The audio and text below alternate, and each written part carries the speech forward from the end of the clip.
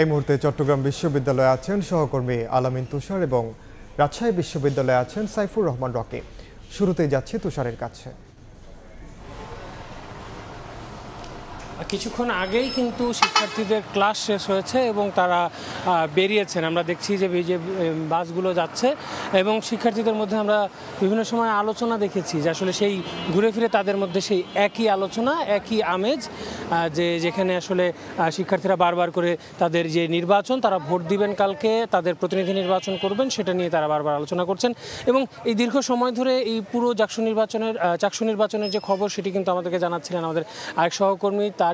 তিনি কিন্তু এই ক্যাম্পাসেরই একজন শিক্ষার্থী। তিনি নিশ্চয়ই আরও ভালো মতো আমাদেরকে বলতে পারবেন যে শিক্ষার্থীদের মধ্যে আলোচনাগুলো কেমন হচ্ছে। আপনার কাছে কি মনে হয় আসলে শিক্ষার্থীরা তাদের প্রার্থী বেছে নেওয়ার ক্ষেত্রে কি ধরনের ব্যাপারগুলো খেয়াল রাখছেন? আসলে তুষার, আমি তো প্রায় নির্বাচনের প্রথম দিক থেকেই নিউজ কভার করছি। তো সেখানে আসলে শিক্ষার্থীরা বেসিক্যালি আমি শিক্ষার্থীর কথা বলেছি, তারা বলছেন যে প্রার্থী বাছাইয়ের ক্ষেত্রে আসলে তারা প্যানেল থেকে কোন প্রার্থী কোন পদের জন্য যোগ্য সেই বিষয়টা আসলে তারা দেখছেন এবং বিগত সময়ে ওই প্রার্থীরা আসলে কি কাজ করেছেন, আসলে তাদের কি অভিজ্ঞতা আছে, আসলে সে কি ওই পদের জন্য যোগ্য কিনা, এই বিষয়টা শিক্ষার্থীরা আসলে বেশি নজর দিচ্ছেন। এবং এক্ষেত্রে তারা ইশতেহারের দিকে একটু বলছেন যে কিছুটা নজরও দিচ্ছেন, আসলে ইশতেহারগুলো যেগুলো দিচ্ছে এগুলো আসলে বাস্তবায়নযোগ্য কিনা, এই বিষয়গুলো তারা একটু আসলে নজর রাখছেন। শিক্ষার্থীরা অনেকেই বলছিলেন যে তারা আসলে ভোট দেওয়ার ক্ষেত্রে যেহেতু বৃত্ত ভরাট করতে হবে, লম্বা সময় লাগতে পারে, একটা অন্যান্য জায়গায় ক্রসের ব্যবস্থা ছিল, সেটা বিশ্বাসযোগ্য করার জন্য বৃত্ত ভরাটের ব্যাপারটা এসছে।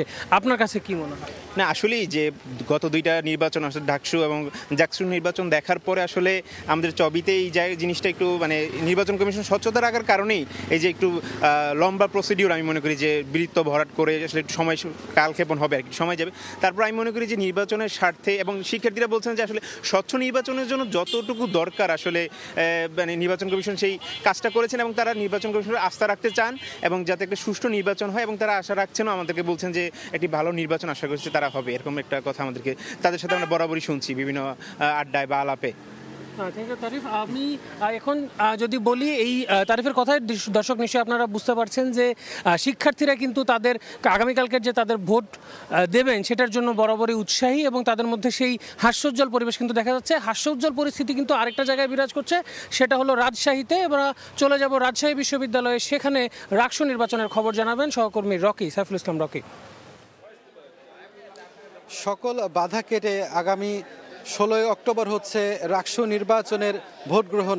এ উপলক্ষে আজ কিন্তু রাকসু নির্বাচনের যে প্রচারণা সেটির শেষ দিন এবং রাত 12টা পর্যন্ত প্রার্থীরা প্রচারণা করতে পারবেন। এই শেষ দিনের যে প্রচারণা সেটি নিয়ে কিন্তু খুব ব্যস্ত সময় পার করছেন প্রার্থীরা। আপনারা দেখছেন যে সকাল থেকে আসলে প্রার্থীদের সরব উপস্থিতি এখানে লক্ষ্য করা যাচ্ছে এবং এখানে ভিপি, জিএস, এজিএস সহ আরও অন্যান্য যে পদগুলো রয়েছে সেই পদগুলোতে যারা নির্বাচনে অংশ নিচ্ছেন তারা কিন্তু ব্যস্ত সময় পার করছেন। কিছুক্ষণ আগে আমরা দেখলাম যে এখানে ছাত্রদল সমর্থিত এজিএস নারী প্রার্থী যিনি আছেন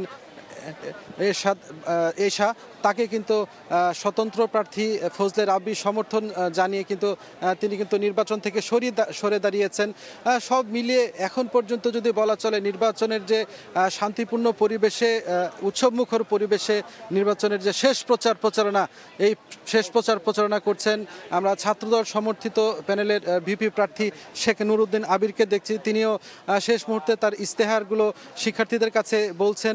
পাশাপাশি শিক্ষার্থীদেরকে তিনি বলছেন তিনি নির্বাচিত হতে পারলে শিক্ষার্থীদের অধিকার আদায়ে তিনি কাজ করবেন। সব মিলে লিফলেট, হ্যান্ডবিল বিতরণ করা হচ্ছে বিভিন্ন প্রার্থীদের পক্ষ থেকে। আমরা বিভিন্ন নারী প্রার্থীকে দেখছি, এখানে আফরিন জাহান সিনেট সদস্য থেকে নির্বাচনে অংশ নিচ্ছেন। পাশাপাশি এখানে জান্নাতুল নাইম তুহিনা, তিনিও সিনেট সদস্য পদে অংশ নিচ্ছেন। এছাড়া মহিলা বিষয়ক সম্পাদক পদে স্বপ্না আক্তার এখানে নির্বাচনে অংশ নিচ্ছেন। তারাও কিন্তু একইভাবে তাদের যে প্রচারণা সেটি কিন্তু চালাচ্ছেন। আপনাদেরকে জানিয়ে রাখি, এবার রাকসু নির্বাচনে মোট 247 জন প্রার্থী এখানে রয়েছেন। এর মধ্যে 18 জন ভিপি পদে লড়ছেন এবং এখানে জিএস পদে লড়ছেন 13 জন এবং এজিএস পদে এখানে কিন্তু 16 জন প্রার্থী রয়েছেন। এছাড়া সিনেট সদস্য পদে এখানে 58 জন প্রার্থী রয়েছেন যারা নির্বাচনে অংশ নিচ্ছেন এবং রাজশাহী যে 17টি হল রয়েছে এর মধ্যে 11টি ছেলে এবং 6টি নারী হল, সেগুলো প্রতিটি হলে 15টি করে পদ থাকছেন এবং এই 17টি হল মিলিয়ে কিন্তু 597 জন প্রার্থী এখানে রয়েছেন। নির্বাচন অবাধ, সুষ্ঠু, গ্রহণযোগ্য করার জন্য নির্বাচন সংশ্লিষ্ট কর্মকর্তারা এখানে তৎপর রয়েছেন। তো এই ছিল আমার কাছে রাজশাহী বিশ্ববিদ্যালয় থেকে নির্বাচনের প্রচারণা সর্বশেষ। সরাসরি যুক্ত ছিলাম চট্টগ্রাম বিশ্ববিদ্যালয় এবং রাজশাহী বিশ্ববিদ্যালয়।